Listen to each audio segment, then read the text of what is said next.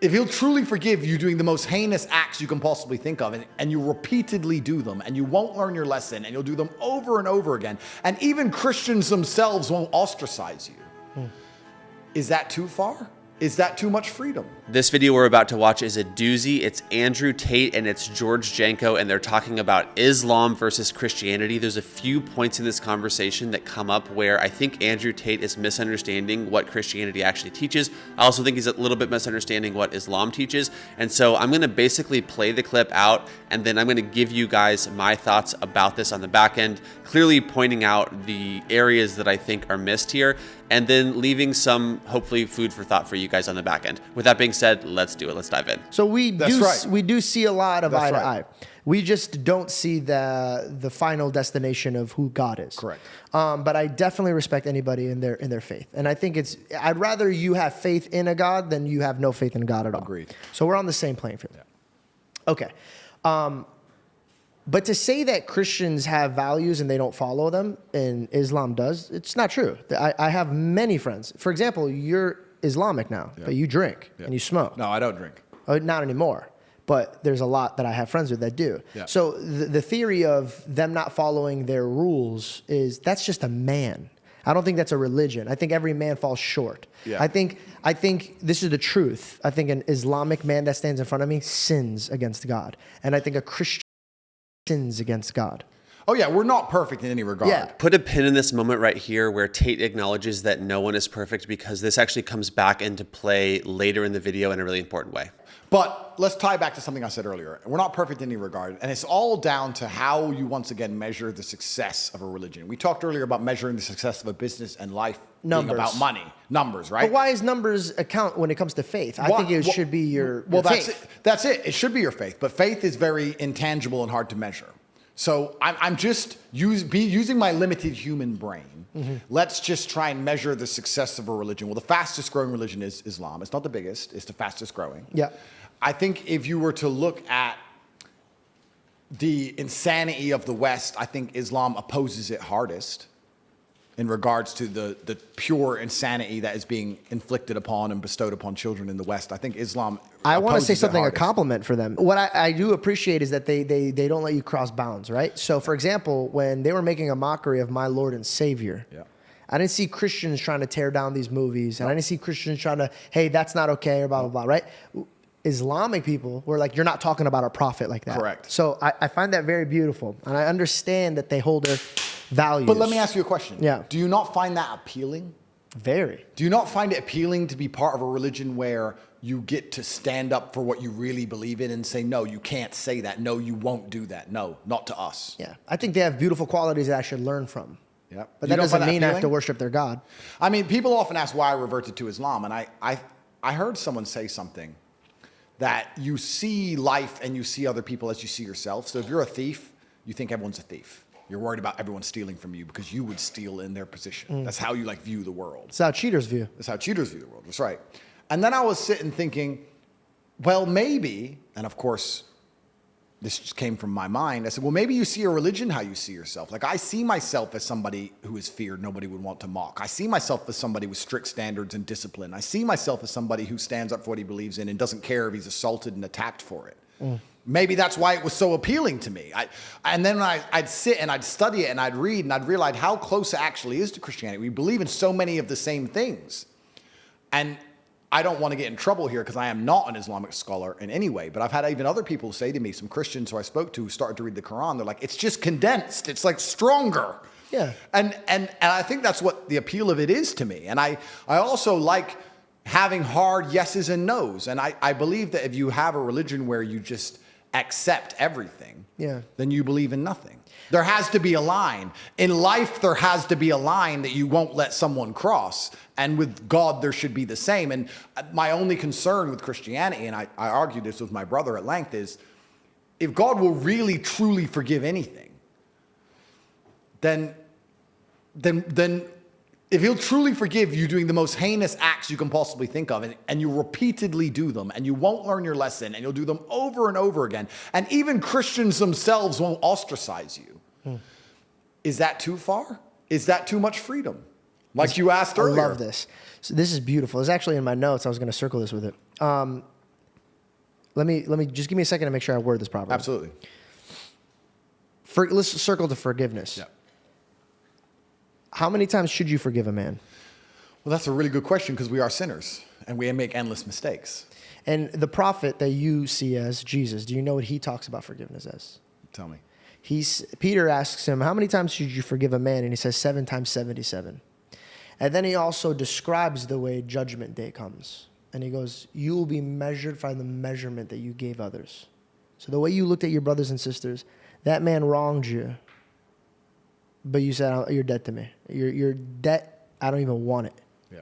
That's how you'll be measured. Yeah. But here, let me circle back. Repentance isn't doing the same sin over and over and enjoying it and asking for forgiveness. That's why God doesn't judge your actions, like I said. He judges the reflection of your heart. Yeah. So if I sinned against you, there's 2 types of men. Andrew, dude, listen, I'm a police. Andrew, I messed up, dude. Like, I'm so sorry that I did this, dude. I didn't mean it. This is what happened. And you could see the stress in his eyes from him hurting you. Hey, Dad, I know you told me not to do this. And I was with my friends or, hey, Andrew, my bad, bro. Yeah, it won't happen again. Yeah. This fucking guy. Yeah. There's a difference. Of course there you is. can't hide your heart from God. Absolutely. So that's why I say only God could judge. And I remember what I was going to say about your God and my God, right? I believe that if there is a God out there, he wants you to come in the same direction that I'm going, and vice versa. So I think I never want to debate religion ever, because then I'm trying to disprove your God, and that might be holding your heart, and I don't want to do that. I agree. But what we could do is I say, I'll pray to my God, and you pray to your God to open up one of our eyes and hearts. And whoever is wrong or whoever is right will guide us with wisdom to the right direction. I love that. And you know what? I kind of feel like when I'm talking to people of other religious faiths, and like I said, I have to be very careful. I'm not an Islamic scholar. And like you said, I don't want to ever insult Christians or insult other religious faiths. The only people I like to argue with correctly and properly are atheists, because they need to learn the light. Yeah, I'll join. Yeah. No, I'm just kidding. I feel like if there's one God, let's imagine there's one sentence, and it's the most beautiful sentence that you can possibly think of that can be constructed with the most compendious and gorgeous language that can be put together. I feel like the different religions are perhaps different languages to say the same thing. Yep. And, you know, German sounds different to Russian, sounds different to English, but you can say it in different ways, but it all means the same thing. And I feel like that's the best way to look at it. And to a degree, the Quran also says the same thing. It says that we're a lot closer than we are apart. And I think when I meet somebody of another faith, I still feel happy for them, and I feel glad for them. It's only when I meet somebody who sits down and thinks they're a smart ass. Oh, no, we came from monkeys. I'm like, oh, bro, you need help. Those are the people I argue with. Those people are more lost than ever. And here's the thing, man. Like, a lot of people will ask me, like, how do you forgive? Because forgiveness is sometimes it gets so hard, especially when you know that person wrongs you purposefully. Yep. And my theory goes back to this. Forget the way I measure is the way he's going to measure me. Yep. But my God came and paid a penalty for me. Yep. Because I couldn't pay that penalty. How can I look at another man knowing that every time I come on my knees and I say, God, like, provide me shelter, provide me safety, provide me this, and he always comes through for me. And then I wrong him. And by the way, this is the worst part. I walk into sin willingly, man. I walk into sin. That was my choice. I walked into it. Yeah. But God knows my heart. He knows what I'm dealing with. He knows my steps. Yeah. He hovers me because I ask him to go before me. So he's making the path for me. Now, people, when they see me talk about God, they make it seem like I'm so holier than thou and I don't make mistakes. No, the beautiful part is I am an endless bucket of mistakes. We all are. But how gracious is God to be like, I get it, man. Yeah. And I think the way we get out of sin and the blessings that are given to us, like, you are blessed. But do you know why you were blessed? Because you were given the privilege of wisdom. Yeah. The Pew Research Center published a report in 2015 titled The Future of World Religions, Population Growth Projections, Why Muslims Are Rising Fastest and the Unaffiliated Are Shrinking as a Share of the World's Population.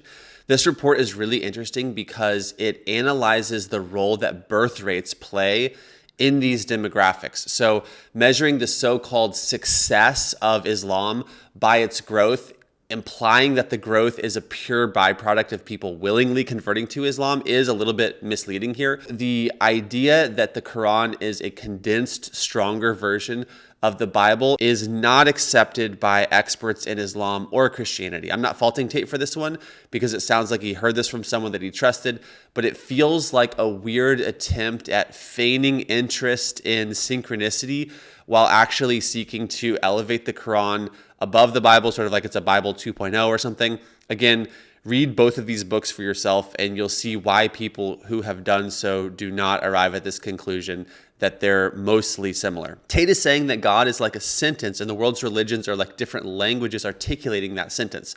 The problem with this is that there are claims made by Islam that directly contradict claims made within Christianity. There's a lot of examples of this I could use, but one would claim that Jesus did not die on the cross, even though this is the single most well attested to fact in the ancient world. Even though nearly 100% of scholars acknowledge this fact, Islam teaches that this did not happen. So the point is that they're not the same sentence in a different language. They're saying different sentences. Now, the connection between understanding Jesus as the wisdom of God and Jesus as the solution to human imperfection is key. We already addressed the question of if Jesus died on the cross, but now we get to the less often considered question of why did he do it?